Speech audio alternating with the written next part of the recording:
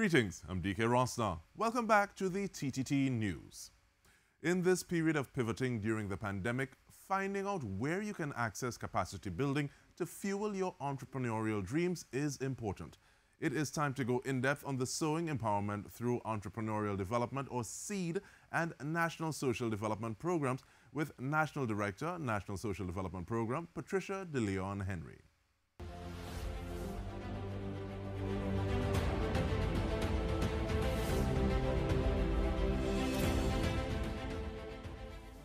Welcome, ma'am. How are you, Patricia? I am well. Thank you so much, DK. Thank you for having us on the program. The ministry is pleased to share information with the citizens of Trinidad and Tobago on some of our program offerings. And with that, I want you to start off by giving us the remit of the National Social Development Program, please. So the National Social Development Program, also known as NSDP, our program is specifically a social intervention that is geared towards assisting persons with improving their standard of living. The National Social Development Program offers grants to assist persons in repairing their homes, and we have 3 major grants that persons are eligible to apply for.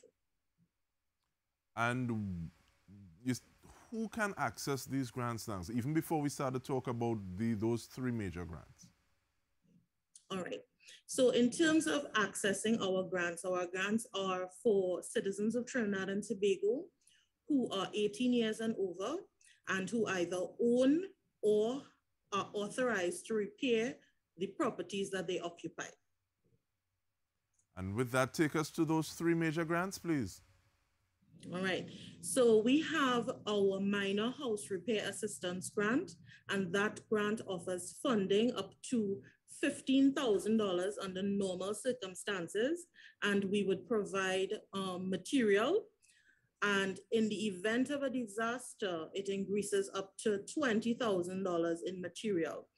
Now, persons are required to provide a quotation to the ministry because it is a non-cash grant, and we would provide the materials through the selected hardware. All right, the second grant would be that of the Sanitary Plumbing Assistance Grant, which offers up to $15,000 to persons to improve their toilet facilities or to transition from pit latrines to more sanitary toilet facilities. And this is available to persons both under normal circumstances and in instances of a disaster. The third grant, our house wiring assistance grant, is available for persons who need to either put in a new wiring installation or they would like to rewire their home to ensure that their home is safe and their wiring installation is safe. So they can again qualify up to $15,000 in material and up to $10,000 in labor, both under normal circumstances and in instances of a disaster. All right, and the first one that you itemized, you said it's a non-cash grant. How do the others take place? Because when you start to talk about money and building, there is the opportunity for excitement. So right. Are these other 2 non-cash as well? Right, so all of our grants are non-cash grants. We pay directly to the suppliers. We do not give the clients checks. So persons who are applying, they would supply us with the quotations and we would therefore make the payment directly to the selected hardware supplier. And is there a manner of auditing, monitoring? Is it that you look at the quotation and say, well, this quotation looking kind of expensive? Is yeah. that something that the program also looks at? Yes. The program, we conduct a number of assessments and also the quotations are reviewed, site visits are done so that we would take a look at what are the priority works in relation to the materials submitted on the quotation. We also look in terms of value for money, and even after we have done what we need to do, each grant is audited by our internal audit department. And what kind of time frames are we looking like? Heaven forbid, there is a situation, be it a disaster or just in the normal requirements, wanting to shift to from latrine to indoor plumbing, what kind of timelines are we looking at in terms of this is the issue I have and these are the steps to access the grant? Right. So in terms of the timelines, I always tell persons that the timeline for accessing a grant is dependent a lot upon the ability of the client to provide documents in a timely fashion. One of the requirements of the grant is that persons must have property documents. So along with the other documentary requirements, a client who provides all of their documents can be processed in under 30 days. However, for persons who may have to get documentation, it will take a little longer. But we do our best to process the grants between 30 to a 90-day time frame maximum, especially if the client is experiencing difficulties, and we try our best to help clients along the process, even if they are experiencing difficulties obtaining documents.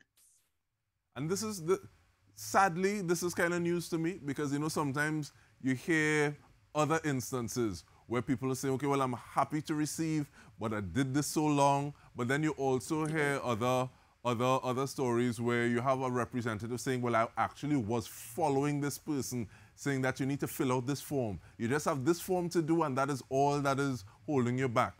So is there someone to help fill out these forms, or where does the person say, okay, well, these are all the things that I need to fill out to be able to access this sort of assistance? Right. So that's a very good question.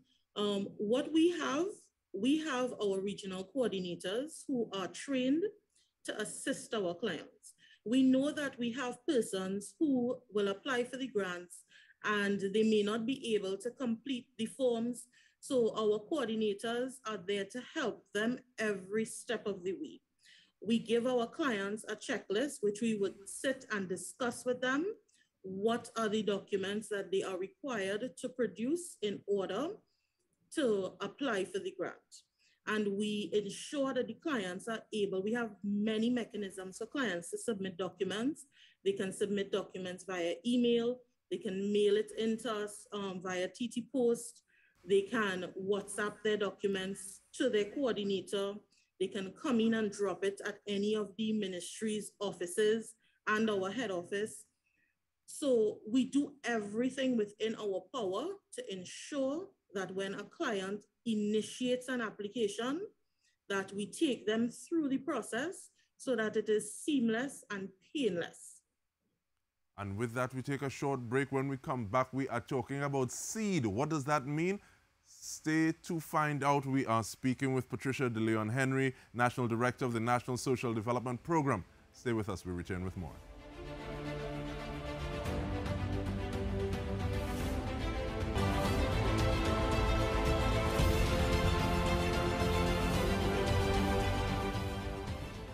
Welcome back to In Depth with me, Dike Rostant. We are speaking with Patricia De Leon Henry, Director of the National Social Development Program. And under the National Social Development Program, Ms. De Leon Henry, there is the Empowerment Through Entrepreneurial Development, SEED. Now, what is that about?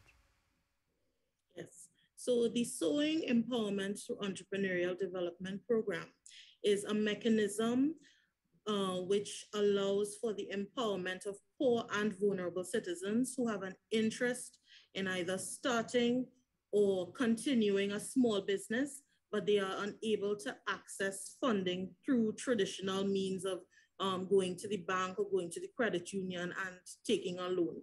So the SEED program offers both grant funding and training. Also, the SEED program provides an opportunity for persons who are underemployed or unemployed to be able to access funding to assist with pursuing training opportunities that would allow them to become gainfully employed. Now, there are 3 points that you just raised that I want to walk back and address on an individual basis. The fact that there is facilitation for persons who may be unbanked. So if they don't have an account with the bank or a credit union, what kind of criteria is needed to ensure that this person that you're engaging with, they're able to do what it is they say they're going to do with the money? How do you pay attention to that? Right. So our seed grant, similar to the other grants that I would have discussed, our seed grant is a non-cash grant. So the seed program provides funding for persons to establish their businesses, and it does so through the provision of goods, equipment, and this would be identified by the particular client and the type of business that they are applying for. So for example, if somebody wanted to apply to do a mini mart or a parlor, they would provide us with a quotation for the particular goods or equipment that they want to stock the business with. This is the area that we would be able to provide grant funding for. And again, it is not a loan, it is a grant for which persons would have to qualify. And I really appreciate the fact that you speak about skills training or building capacity different from funding, because there may be someone who they want to pivot, they want to enter this business, they have this skill, but the business aspect of it, not so much. So tell us a little more about the skills training component. Yes, so the SEED program offers two types of training. So we have the entrepreneurship training, which once someone qualifies under the program, we would provide entrepreneurship training for them before starting the business. And also for persons who, let's say they may not be so inclined in terms of going the route of becoming an entrepreneur, but they have a desire to become employed, they can utilize the SEED program once they qualify through the criteria to be able to get funding to pursue, if it is a certificate program in management or human resources, to allow them to be able to gain employment in a particular field.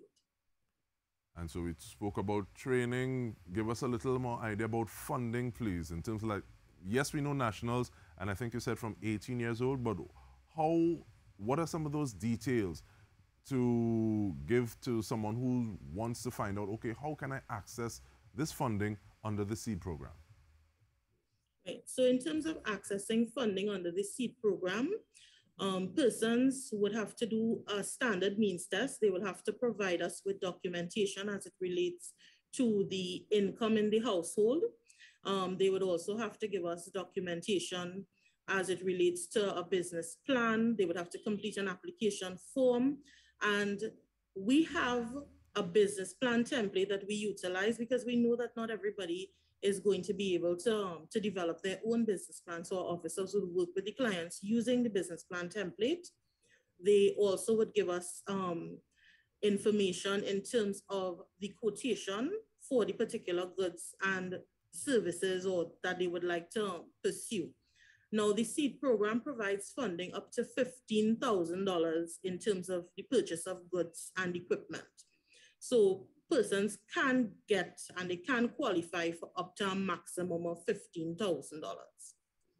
I'm glad that you gave the idea of cap, and also does that tie into the training in the sense that is it that $15,000 will be goods or supplies as well as training, or can they access training outside of that cap that you just described? Yes, so for persons who are interested in training only, they can access up to $7,500. If someone would like to get a combination of training and to be able to open the business. So let us say, for example, that you have a client who would like to pursue cosmetology, and they need to go and pursue a cosmetology course before they can open the business. Let's say they want to do nail technology. The SEED program would allow for funding to pursue the cosmetology course, as well as to assist them with getting some of the startup material to open the business all of which to a maximum of 15,000. 15,000 is the cap, you cannot exceed that.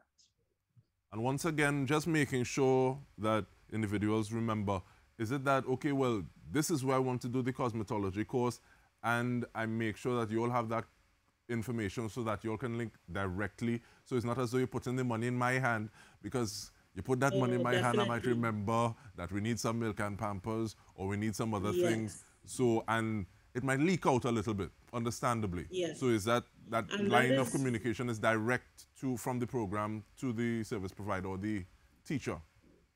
Yes, it is. And that is, you made a very good point. That is why it is a non-cash grant, because we all know that we may get the funding to do a business, but persons may sometimes, life happens, and you may get the funding and then you decide, well, okay, this takes priority. So we really want to help persons to follow through. Once you have that business idea, we want to invite persons to come into the ministry or give us a call. We have our website, www.social.gov.tt, where all of the information on the grants and the services are available. Persons can also email us at nsdp@social.gov.tt, or they can even call us at 623-2608. Our extension numbers are 1501, 1507, and 1508. And they can get the information, because we really want to encourage persons to come in and to apply for the seed program, particularly now during the pandemic, where persons may not be sure what they would like to pursue. They may be unemployed and they would like to pursue a business initiative. We really want to encourage them. And what has the response been like thus far? Do you find more people have been reaching out to you to access this sort of facility during the period? And also, what kind of time frame are we looking at? Is it that the seed program will end at a certain amount of time, so people need to apply by this time? What are those two things like? Okay, so yes, we definitely have an increased interest during this period. Information is going out there about the program. The program has been in existence for a while, and no, there is no period in terms of which persons could apply. We encourage persons to apply once they have all of the documentation. And again, they can access the list of documents from the ministry's website, or they can contact us to get further information. We are happy to help. We're happy to give the information and to guide persons. We really want to encourage people, because the seed program is about empowerment. It's not just about giving a grant. We want persons to become empowered, become resilient, and to become self-sufficient and independent. And we want to thank you for helping to spread that empowerment through this facility. Patricia De Leon Henry, Director of the National Social Development Program. And we were speaking about things that are very timely during this period. And on behalf of the entire TTT News team, we want to thank you for joining In Depth with me, Dike Rostant. Thank you for joining us.